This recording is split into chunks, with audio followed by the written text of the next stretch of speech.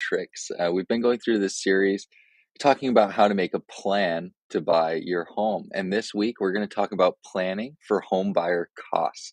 There's 8 main home buyer costs that you need to be aware of when you go to buy a home. And we're going to talk about these chronologically from your offer until closing on your home and then even after. Number one is your earnest money. Your earnest money rolls into your down payment. However, the earnest money is a good faith deposit that you put in at the beginning of the transaction after mutual acceptance, that acts as the collateral between you and the seller to follow that contract. Number two is your inspection cost. Generally, you'll have a professional inspector come through the property and inspect it. That is one cost that home buyers don't really think about until it actually comes up. So make sure you plan ahead for that.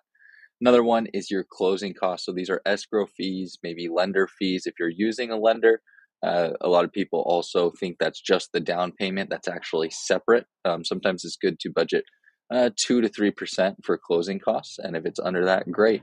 Part of those closing costs sometimes are the escrow prepaids. These are your property taxes and your home insurance, and they actually use these prepaids and they leave it in the escrow account. So then it prepays for those for a certain amount of time. After you close on the home, you're also going to have a recurring payment, and that's your monthly mortgage payment or PITI. That's made up of your principal, interest, taxes, and your insurance.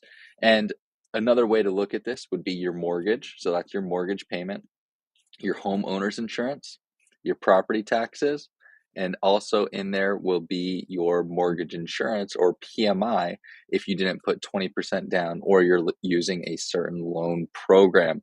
So make sure you plan ahead. There's a lot of home buyer costs that people may not think about. It does seem glorious to buy a home, but just make sure you plan ahead for these costs and budget it in before you get out and start looking. Have a great rest of your day. If you have any questions, feel free to reach out.